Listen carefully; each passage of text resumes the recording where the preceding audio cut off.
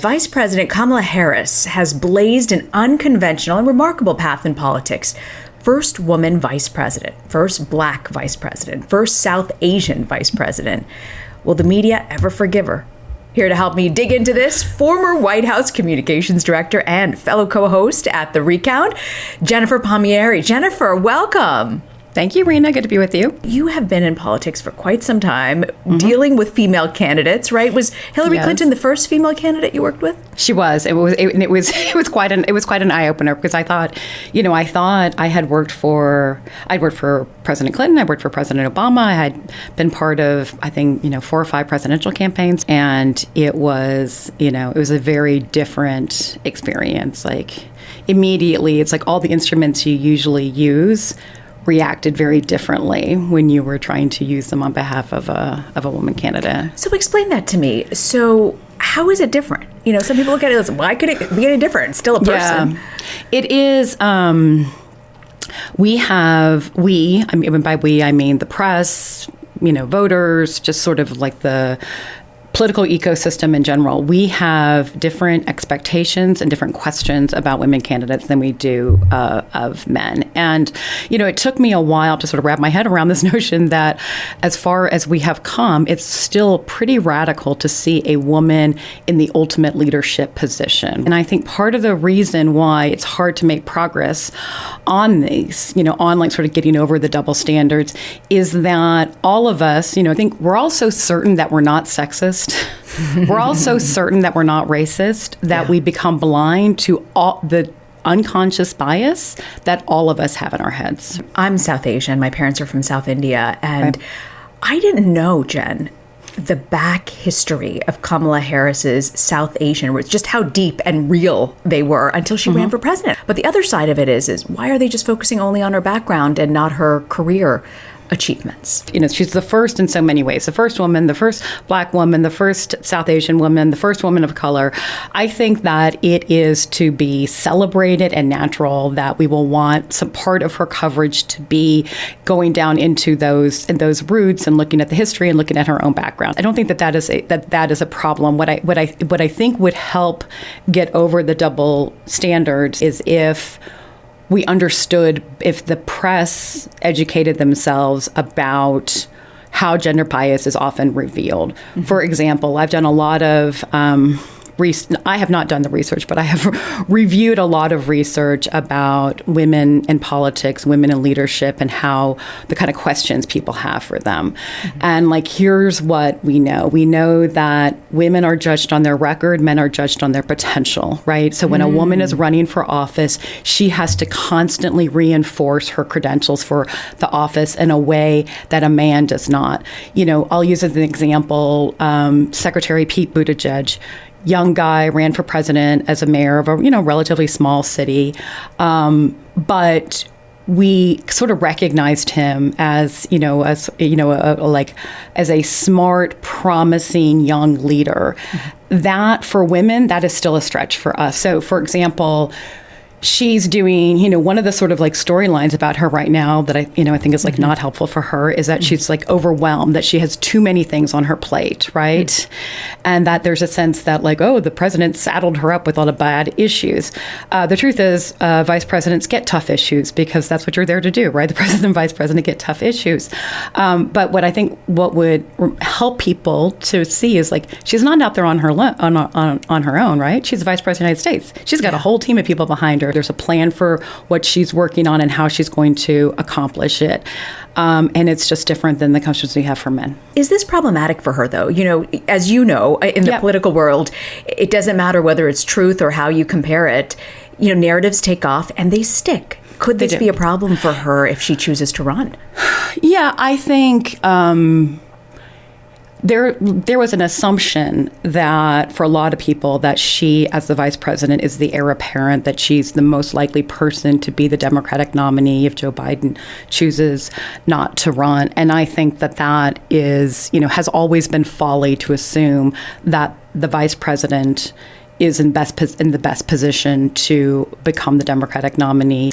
I covered the George Bush administration from Israel, and at the time, Secretary of State Condoleezza Rice was coming in to meet with Ehud Olmert, the prime minister, and it was remarkable to me how dismissive they were of her. And this is a Republican. This is not a Democratic issue. No. These are not partisan. These things are not partisan. These things are deeply set. Yeah. And it didn't matter that George Bush and her were practically attached at the hip, and he was very close to her, and that was his envoy. And he was in. It didn't matter to the Israelis. They did not take her seriously, was the sense that I got as a correspondent on the ground. But it's almost like it's generational. How do you change a whole generation's thinking? But it is. I do feel like I see improvement, right? So this is why I'm hopeful. Like, I see improvement. I see, for example, when I worked for Hillary Clinton, when we would try to show, those like.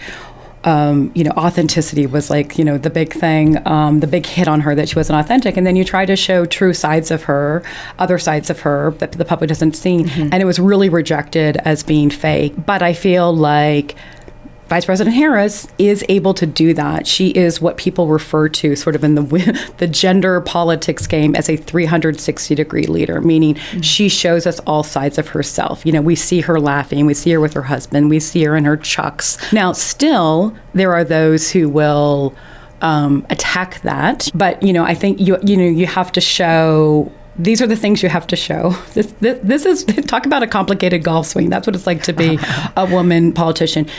You have to be likable, and you have to be tough enough to be commander-in-chief. Mm-hmm. Those two things are non-negotiable. Mm-hmm. You have to constantly remind people of the experience that you have, and you have to constantly remind people of the work you are doing on their behalf. Mm-hmm. Okay? You have to do all four of those things.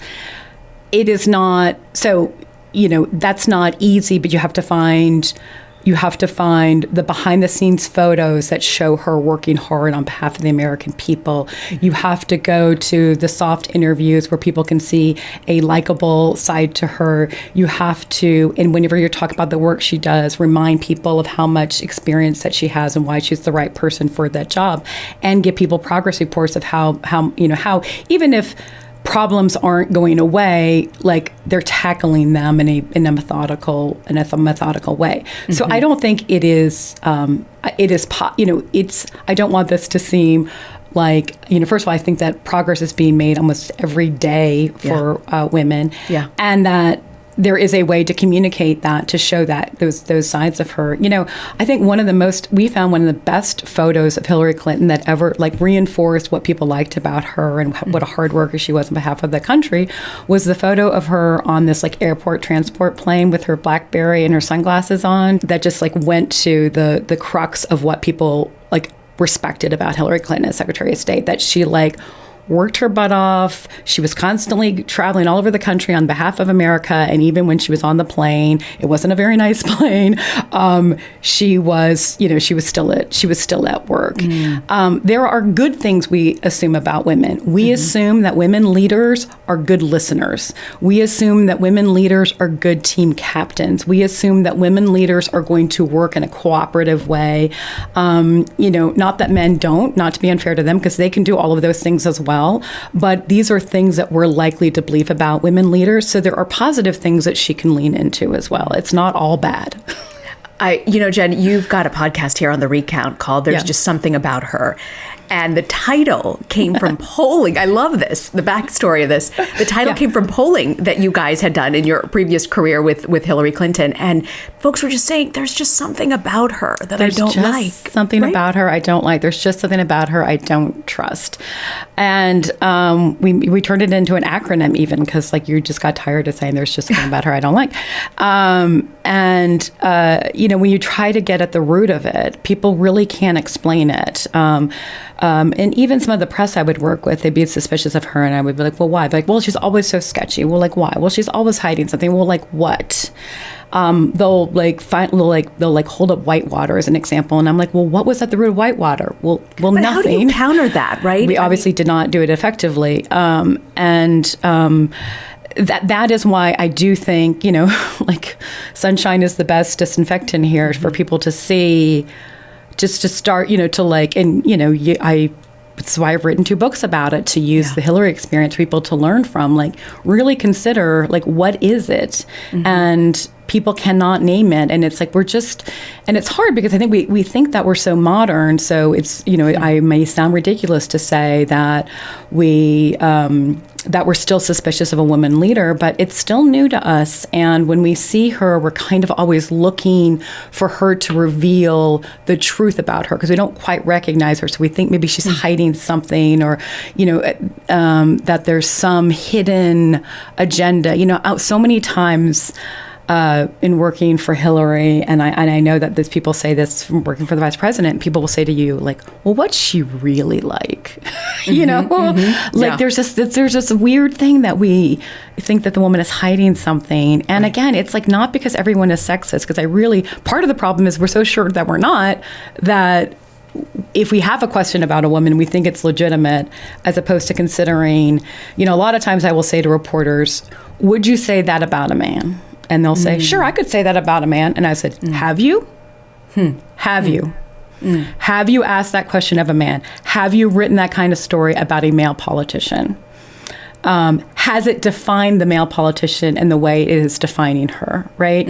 It's like some of the stuff is at the margin, but it still is hitting women harder than it's hitting male politicians. Not that it's easy to be a male politician in America either. It's definitely not. Politician, period. Jennifer Palmieri, former White House communications director and fellow co-host at The Recount. Jen, so grateful you could hop on and join us today. Yeah, I love talking about this stuff. Happy to do it. You're very good. I love it. Love it. Thanks, Jen.